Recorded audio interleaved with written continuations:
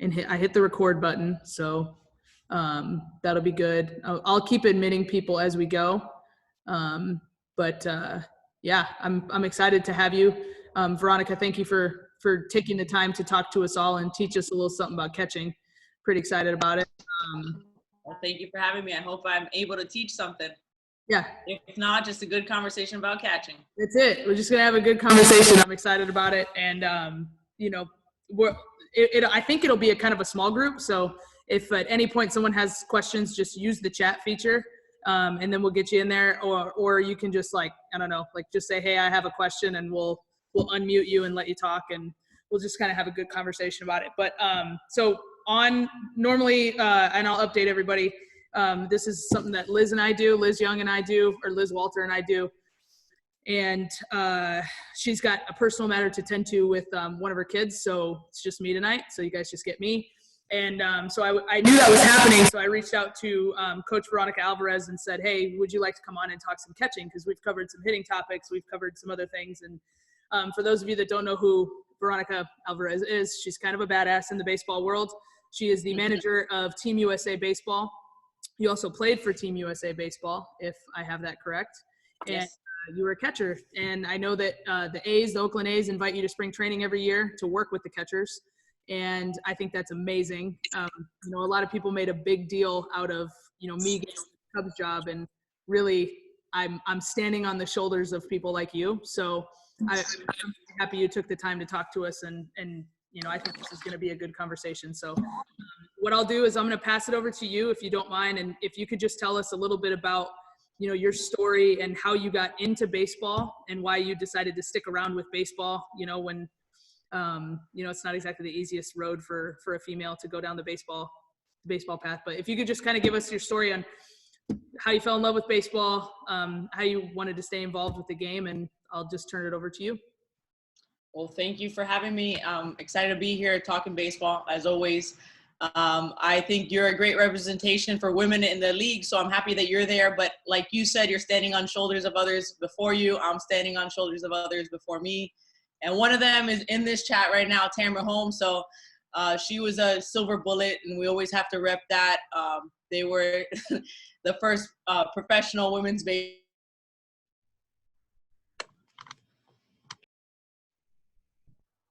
Is she frozen? I guess we can't say that. She might be frozen. The Silver Bullets was an inspiration to me. We got you back. But the Silver Bullets, nobody knows who they were. They were an inspiration to me. I saw one game on TV when I was 12 years old, and I'll never forget it. So seeing is big for me, and that's always what I try to do, is put a good example out there so that little girls, even boys or whatever, see it and they can mimic it the right way and maybe create a dream out of it and go forth achieving that dream. So I'm thankful for those who came before me, and everyone that comes after me is like every boy out there just thought I was born to play it. And I was lucky enough to have parents. I'll say this every interview and every time I talk, is I'm lucky to have parents that supported me and allowed me to play the game, even though I'm not sure if I'm frozen, but it wasn't for little. We can still we can hear you. You're going in and out, and I'm not sure if it's my connection or yours. But hang on, you're frozen. Going in and out for me too. I think it's on her end. Okay, all right. Well, we'll just I think we lost her actually. Where's she at? It's me. It's AT&T. It's AT&T. There we go. We got you back now. It's AT&T. Oh, they've been crushing me. Oh, I don't know if I have a good one now. What do you think? Yeah, we're good. Let me take it off here. All right. But I don't know where I left off, but I started playing baseball when I was 5. And probably around 6, our team needed a catcher, and our coach said, who's willing to catch? And I raised my hand. And I've been catching ever since. But I switched to softball when I was about 10, mostly because softball just had kind of fast pitch softball just taken off in Miami, is where I'm from, and they kind of recruited me to their side. So I am a baseball person and always was, even when I was playing softball, but I never hate softball. I appreciate everything it gave me as far as opportunities. I played in college at Villanova. I played after college in Spain. And then that led me to Googling the Silver Bullets after my trip to Spain. I Googled the Silver Bullets, which led me to the USA Baseball Women's National Team. And then tried out, played from 2008 to 2015, and then managed this past year, was an assistant coach in 2018 and managed in 2019 and will be the manager again. And then, like you said, the A's have given me some opportunities. But, I mean, baseball I'm super passionate about it. I don't know if you'll already know that or we'll gain that through our talk today, but I absolutely love it. So much so that my dog is obsessed with balls as well.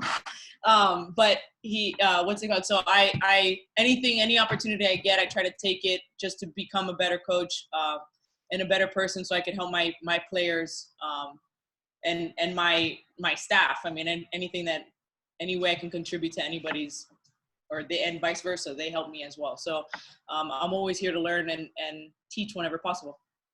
That's awesome. Yeah, we got to know each other over spring training before, the coronavirus shut the world down, and you got to go out to dinner, or I got to go out to dinner with you, and my mom got to join us too. So that was a lot of fun.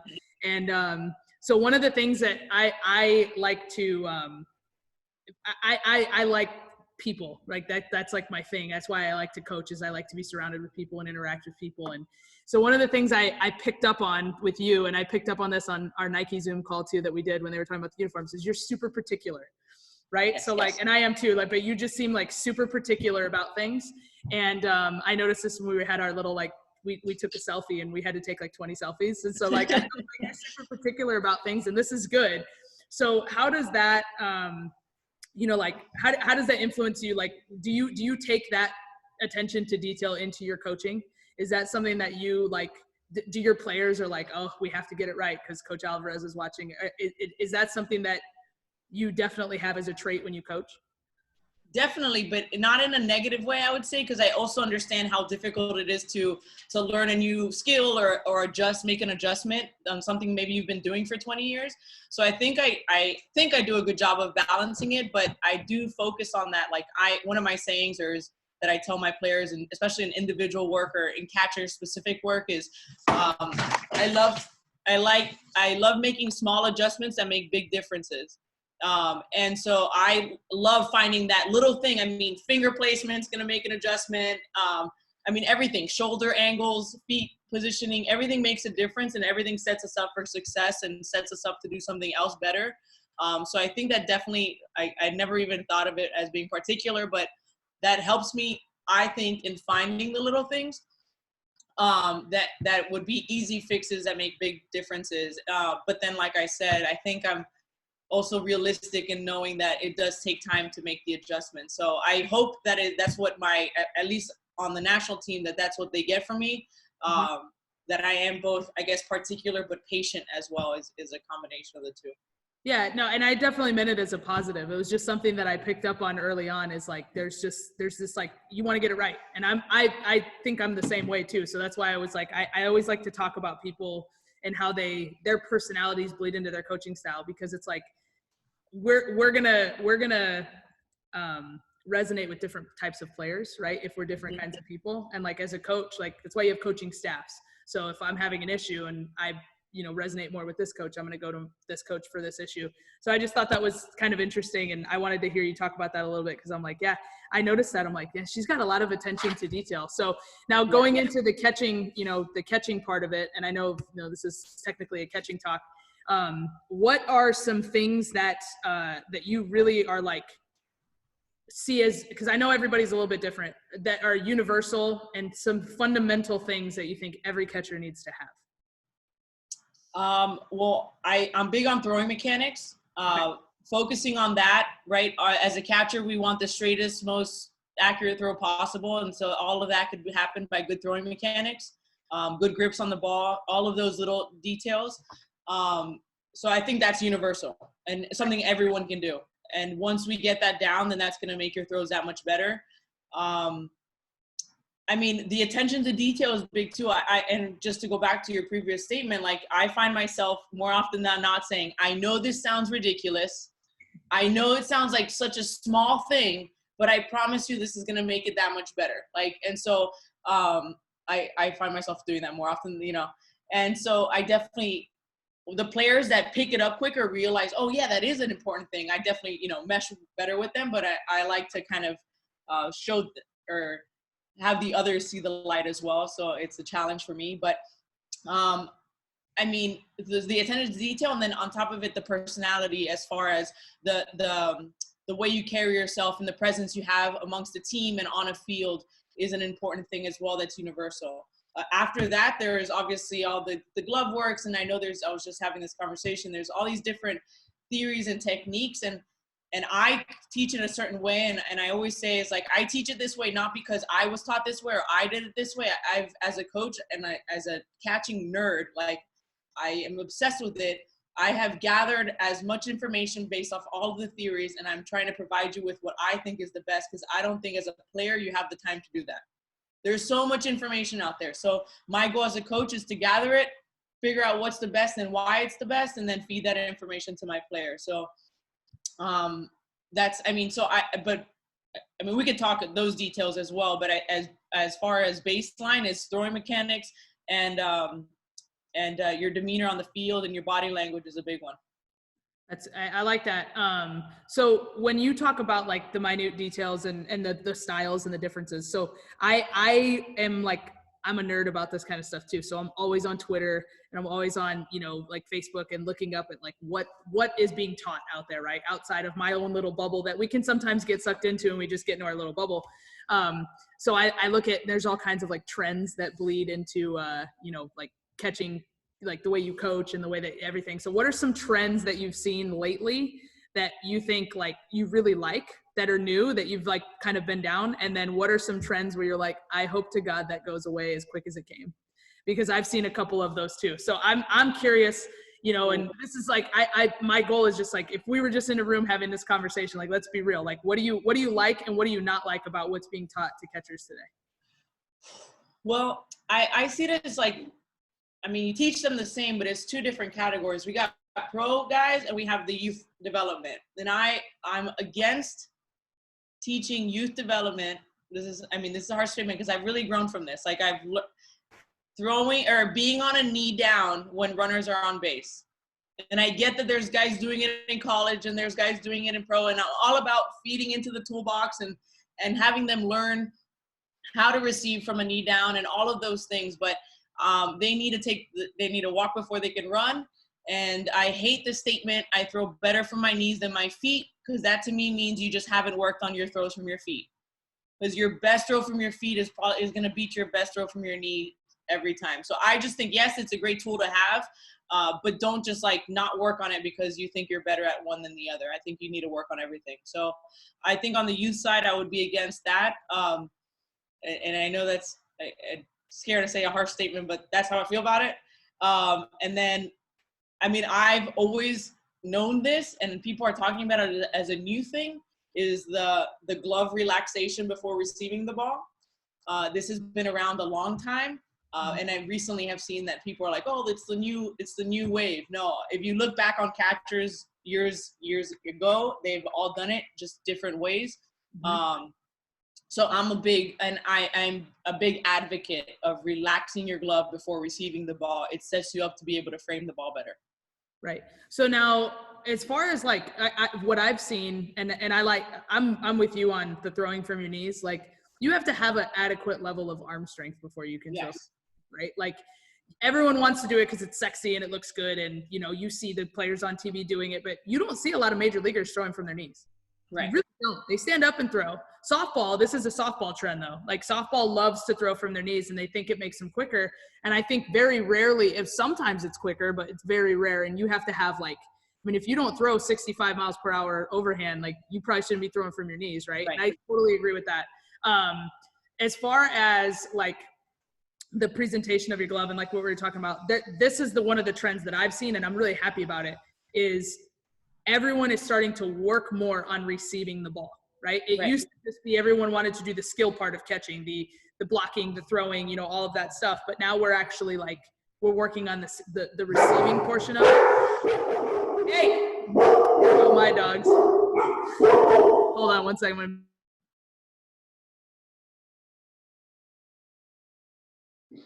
All right, I'm sorry. So That I have just my made friend my dog Chloe. bark. Huh? That just made my dog bark. Oh, yeah, see, now I'm just gonna start a whole Zoom dog barking parade. But yeah, like, so what do you know, how important, can you just kind of tell the group, how important is it to receive the ball properly, to frame, whatever you want to call it, framing, receiving? How important is that, and how much time should we actually put into working on that versus working on the blocking and working on the throwing? Well, it's funny how everyone's getting into receiving right before we get automatic umpires, which is great. But receiving should be done every day. You do that the most out of everything. And then I talk about like primary stance. I mean, everything leads us to. So our position in primary stance is when you're in primary, you're set up to be the best receiver possible. There's no other worry. So our stance really matters. Our feet placement really matters. You see guys have that jaggered stance on primary down the middle that only exists for secondary to give yourself an advantage on throws, but they've now brought it over to the primary side, and now it's affecting how they receive the outside corner, and there are statistics to back that up. It's not just, I mean, I saw it without my eyes, but on top of it, there's statistics to back it up. But so our foot placement matters, everything matters about it. But I mean, practicing receiving every day is a huge deal. That's our number one job, and it's super satisfying to get strikes called for our pitchers. The moment you start seeing yourself do that, then obviously it encourages you to work on it more and more. But again, everything that we do before the ball even leaves the pitcher's hands sets us up to be the best receiver possible. Our foot placement controls our shoulder placement, and our shoulder placement controls the way we can manipulate our arms and receive the ball. And then that glove relaxation, which a lot of guys right now are doing glove on the ground, that's just going to set us up that if our pitcher, I love to teach the why of things as well, but if our pitcher doesn't hit the spot that our glove was previously at, it's not such a drastic movement or an exaggerated movement to go get the ball. And so the umpire sees it a little bit different if we relax it and then go receive the ball. And so it's obviously has to do with timing to do it well and just getting used to it. But I'm big on the pre-glove movement or relaxing the glove before receiving the ball. But I mean, receiving I think is everything before you can go from there. And obviously you need to work everything, but I think you could really perfect receiving at a rapid pace, which would make you significantly better for your team. So, and I agree. So when you talk about receiving and particularly receiving the low pitch, right? Because that's typically, I think receiving the high pitch is actually harder than receiving the low pitch. That's what I think, because I think it's closer to the umpire's eyes. And I think to me that the top of the zone is much more visible than the bottom of the zone, right? And plus it's really easy to work underneath the ball, but it's really hard to work above the ball, when you got the hop on that fastball or the rise ball in softball. So when you talk about receiving the low pitch, and I'm actually just curious, I don't even know like what you would say, because I see a lot of major leaguers do it differently. Do you prefer glove knee down or do you prefer throwing knee down? I'm curious because I see it both ways, and in my head I'm like, I could never put my right knee down as a right-handed thrower. Left knee down all day. If you're gonna go knee down, I'm all about left knee down. I think right knee down is only good if you're going to be throwing from your knees. Other than that, I mean, it allows your arm to have free play, right? Free range of motion. You're not being blocked by anything. And then it also just lets you get a little bit under the ball. Okay. But left knee up, I mean, it just kind of sets you up as the same as primary. So why not just stay in primary? Okay, I see what you're saying. Yeah, I think and as far as like how the game has transitioned to especially the top of the zone, like when you go work with, the A's organization, or if you work with softball catchers, how do you approach receiving the high pitch, like for a high strike? Like what is your thought process, or what are you teaching them to get that high strike at the top of the zone? Work above the ball, I teach thumb under technique, really using our elbow as a hinge and our wrist as a manipulation to frame the ball as we're catching the ball, not after we've caught the ball. So which works the timing of it. But on the high pitch, I really work on the hand being what brings the ball down. So you're receiving the ball here and you're just kind of closing your glove down.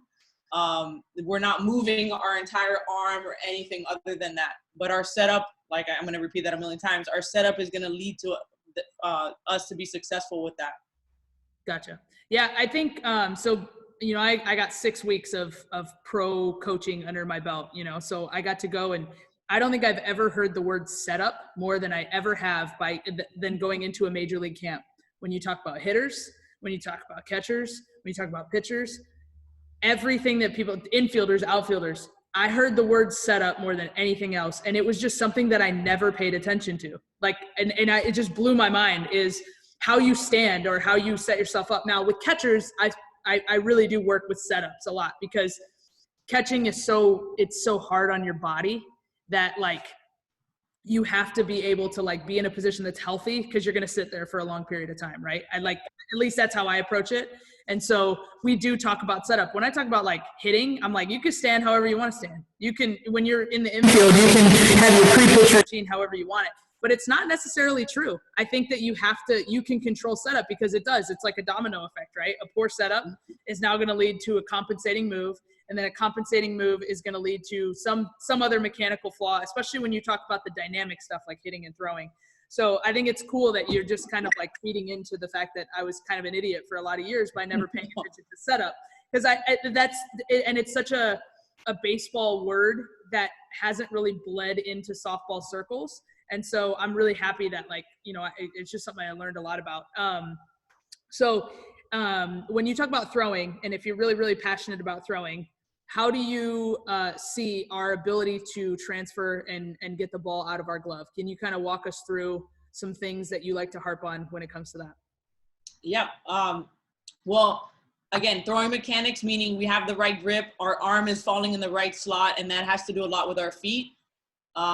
If our feet, which I see a lot in the youth, which really, it's just like a pet peeve of mine, even in just warm-ups, they don't replant their back foot. So their back foot is pointing at their target. I don't know if you guys can picture this, but back foot is pointing at target. And therefore, no matter how the front foot lands, their hips are open and their shoulders are open and they're starting throwing from this position instead of completely closed or open. I don't know how we reference that, but and all that adjustment is replanting the back foot where the inside part of our foot is facing our target. Our hips are allowed to now turn all the way. Our shoulders are going to get the full range of motion, and we're going to get better arms, speed, distance, and everything on the ball. Grip on the ball, right? In baseball, we talk about that four seam being so important. You could easily get into that, but it's something you need to practice. Getting the ball, I do a drill where you just have a bucket of balls and you reach into it blindly and you just manipulate the ball where you're landing into the four seam. And in softball, it's the same thing. We just have the seams matter in softball as well. I teach baseball catchers the same as I teach softball, vice versa, and softball catchers the same. There is no difference between softball catching and baseball catching. Obviously, we're receiving balls from a different angle, so you got to get used to that. But as far as our setup, our glove movement, our our throws, our arm slots, that all should be the same. So the softball, you never reference that in softball as a four seam. I have a lion. You never reference that in softball as a four seam, but it's the same seam. And pitchers, I always think about the pitchers, right? Pitchers use different seams to throw different pitchers, so the seams therefore matter. And so as a catcher, we want the straightest ball possible. So talking about the seam as the four or the C, I don't know, softball references it differently, but so that matters as well. But anyway, the transfer, I talk about transfer. I should have had my glove here, but I go a slow drill where you're on your right knee down, left knee up, and you're just slow motion. You have the ball in your glove, you're turning your glove, picking the ball out of it and coming set. Picking the glove out of it and coming set. And so what we're practicing there is coming straight from our glove to our throwing position and not coming around the world or doing anything crazy.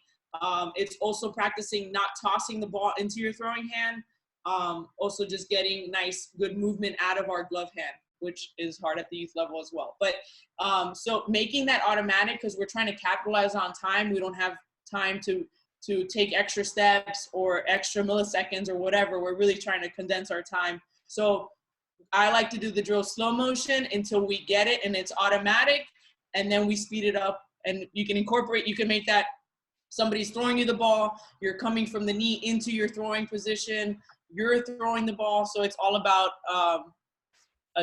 making adjustments to that simple drill. And it's a drill that you can do by yourself at home. And in 1 minute, you can do it 40 times and you've just practiced it. So I'm big on that drill just to kind of slow things down and get a good feel for it. And I see a lot of young players doing some crazy things as far as either they're coming around or they're reaching around to get the ball. And then even in the lower levels in minor league baseball, they're doing things just because they've gotten away with a good arm or quick feet or something else or a good bat. And so they do things that aren't in line with being the most efficient as possible either. So, and the other thing would be a lot of times catchers try to be quick over powerful.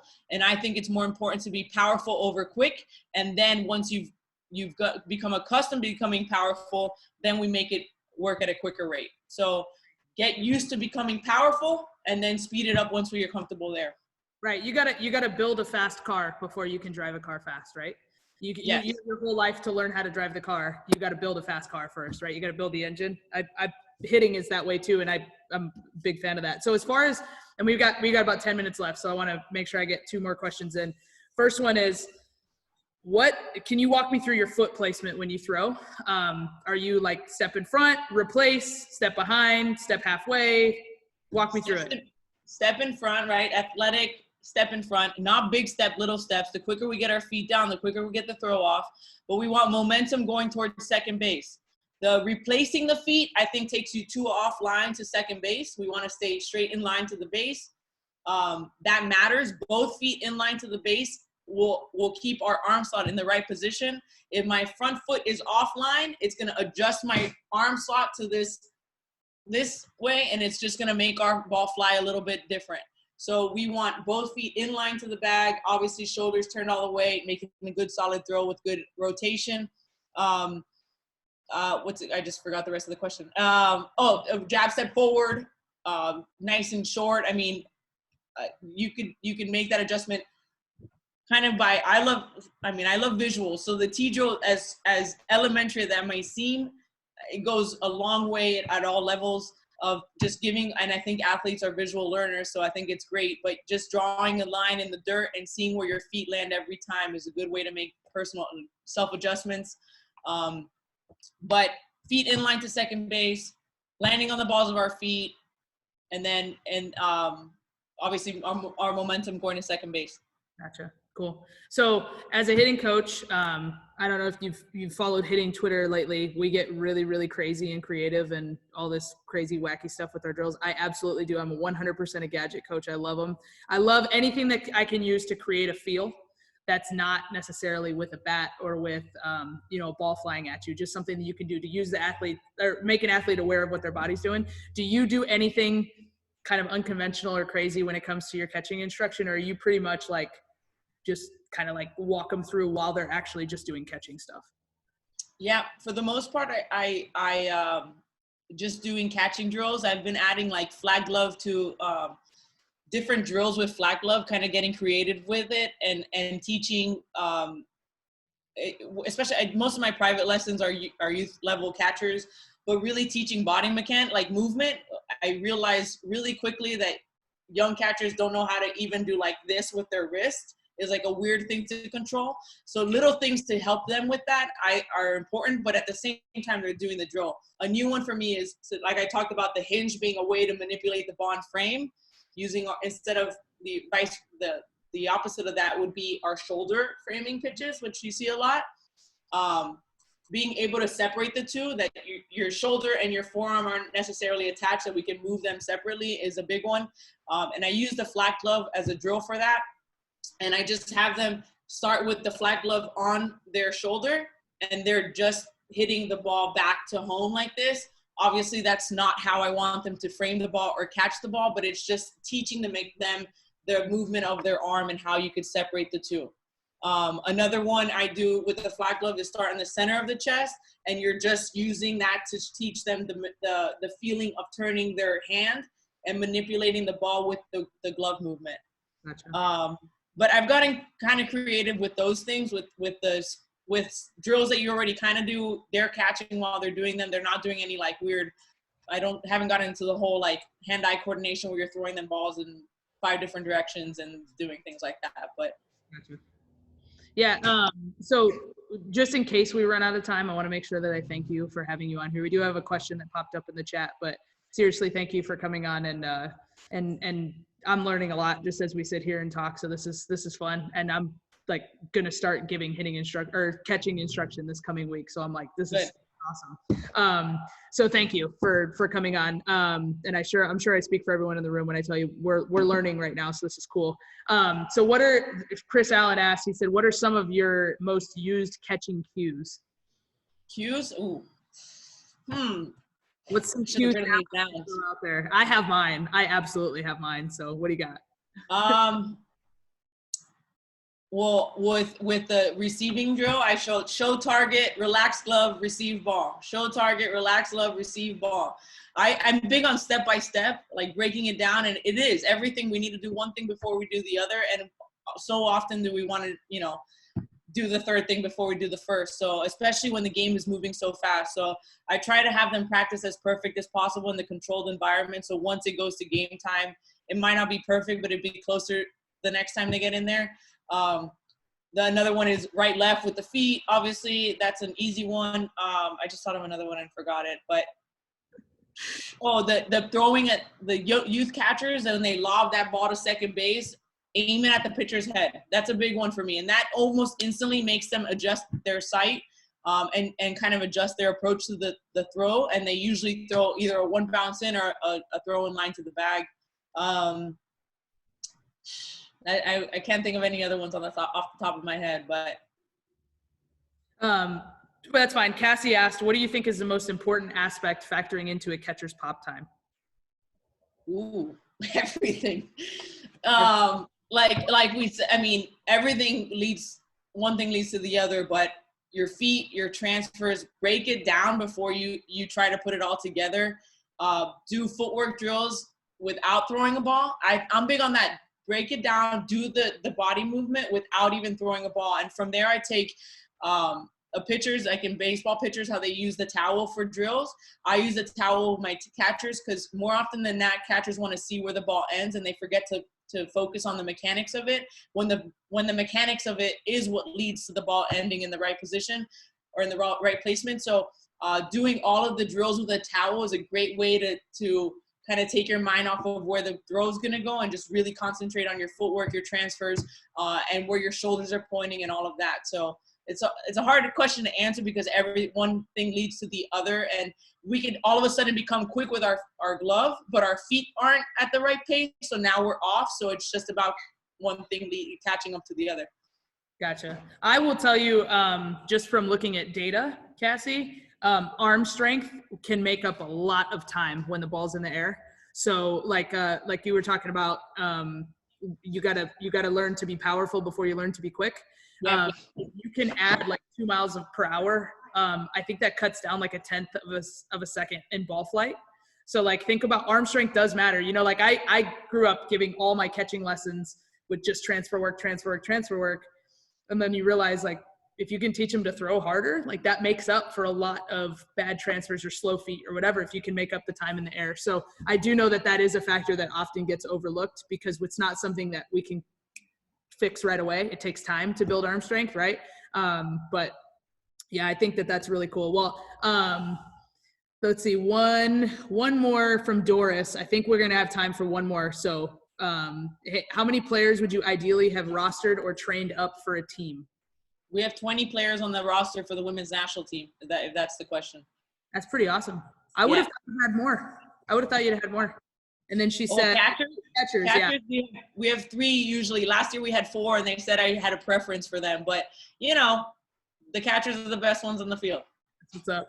Well, on that note, Coach, I really, really appreciate you taking the time to talk to us. This was so fun.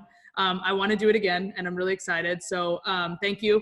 And I seriously, I'm so appreciative of your time. So thank you. Thank you guys for having me. I loved it. I could talk this all day long. So whenever. All right, cool.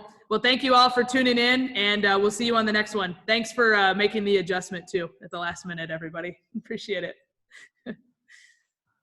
See you guys. Bye.